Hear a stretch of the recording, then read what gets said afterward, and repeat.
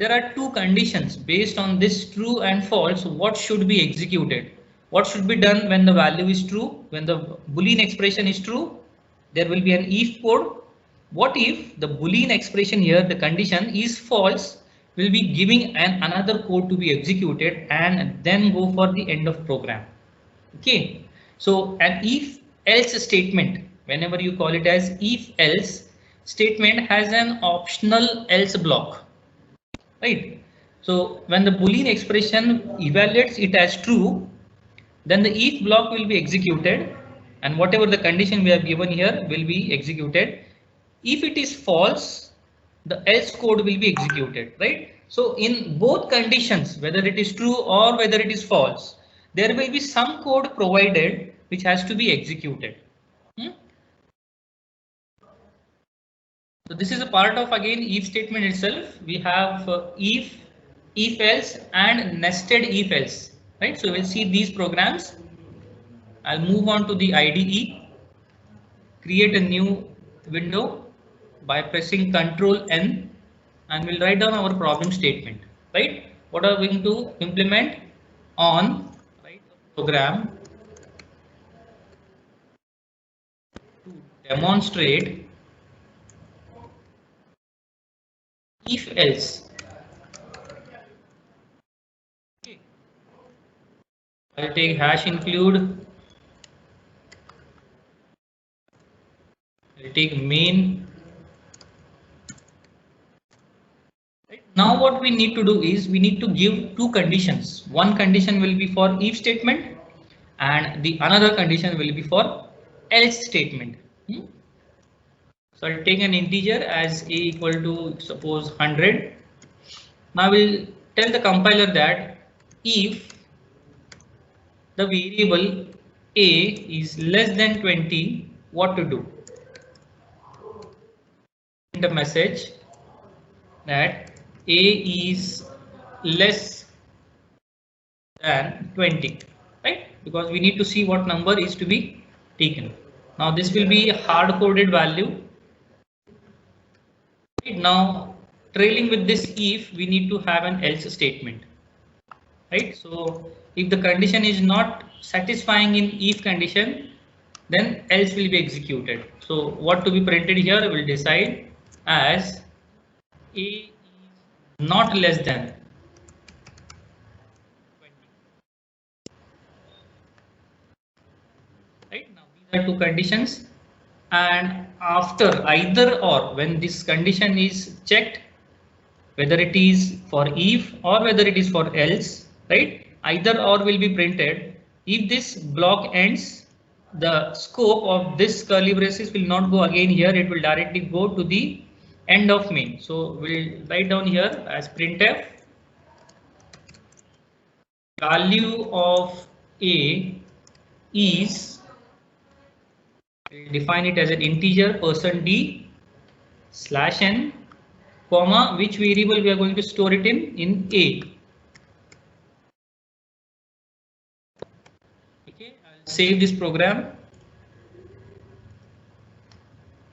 and we'll write it if else.c. Now I'll execute it and let's see what we get. Okay, a is not less than 100. Obviously, what value we have taken? We have taken as a 100, right? So this is not less than 20. This means if will not be executed, this condition will be checked, then else will be checked, and it will be printed, right? Now scope ends here. Now we are returning to end our program. While returning, what we are doing? We are printing the value of a, right? The condition which we checked here, whether it is less than 20 or not, we are printing what was the actual value to check whether it is less than 20 or more than 20, right? So we are printing this value as a here. So we are getting the value of a is 100. Okay, I'll close this window. We'll see one more example of nested if else. Right now we are having only if, one if and one else. what if there are multiple conditions, right? Suppose for a mark sheet, grading of a mark sheet, or checking the value of different ranges. Suppose we have taken here as a equal to 100. What if a equal to 10, a equal to 20, a equal to 30, right? So there will be different conditions, not only one condition, whether it is less than 20 or greater than 20, but in between might be from 0 to 100, 11 to 20, 21 to 30, and so on, right? So there will be multiple iterations. I'll take a new window and write our problem statement. Write a program to demonstrate nested if else statement. Okay, we'll start with our program using hash include stdio.h. We'll take main. Now we'll define a variable which will be having a value. We'll take it same as 100. Right now we'll try to give different conditions, not only one if and else, but with multiple if else. So that we call it as nested if else. I'll show you the significance of how we write it. First, you need to specify a condition as a equal to 10. This will be my first condition. What if a equal to 10? Right? I'll print the value of a is 10, because this will be an exact expectation what we're going to see. Now in the second statement, we are having an optional part including as else and nested if, right? So if will always have a trailing else. Now how do we write it? We write it first as else, the trailing else of this if. We are having one more condition at the same level. So how do we write it? Space if, right? So this is how you write nested if else. This first it will check if it is not, it will go for its else. Now else is having again one if condition. So what is that condition? A equal to 20. If this happens, what should be printed on the screen? Of A is 20. You go to next line to check another condition. Again, if else if A equal to 30. Display a message for the user.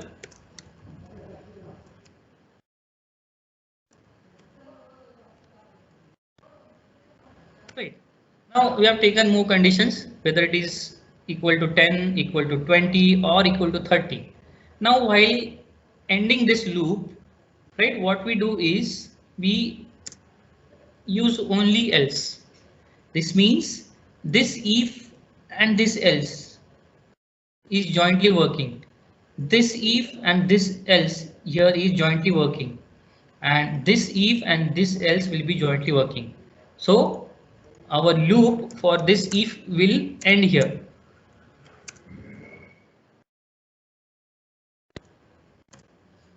Right?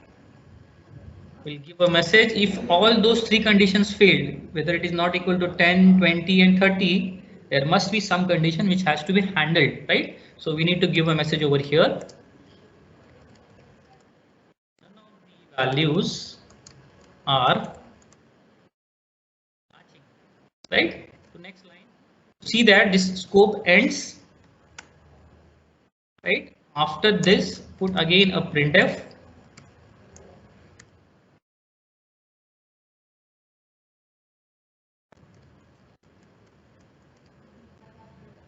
We give the value which did not match for above three conditions, right? So what was that value which didn't match with our given conditions? We'll print it here, comma a.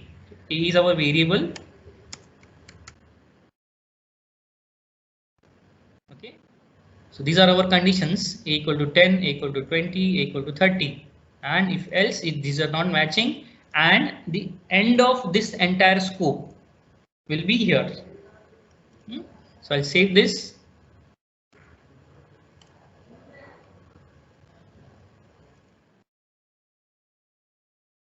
nested if else dot c.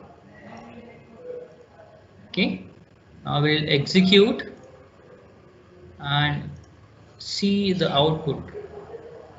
None of the values are matching because a is 100 and conditions given to check are if it is equal to 10, if it is equal to 20, if it is equal to 30, right?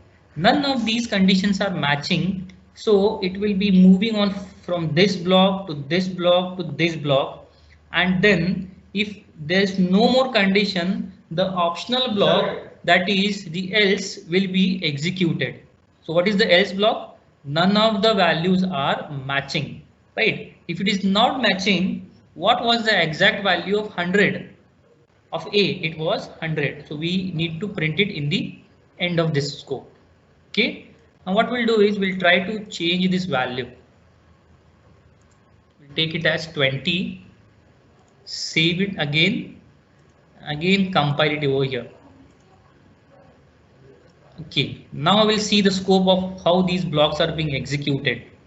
Now our value is a equal to 20, right? You can see here value of a is 20. So this block is being executed, right? After checking this condition a equal to 10, it saw that the value is 20, which does not satisfies this condition. So it is false. So it comes out of this loop, checks the other condition. It is having an else, but with the iterating if. So it checks this condition again. If value of a is same, so 20 equal to 20, it goes true, this block will be executed. So value of a is 20 is printed here, right? Now it will not go for checking for this else if and this else. It will directly move on to this ending scope of the program and will print the exact value of a is 20 and then will exit the program, right? So these two conditions of else if a equal to 30 and the optional else statement will not be printed on the screen because the condition is being satisfied here. Okay, so these were three different programs related to if statement, if else statement and nested if statement.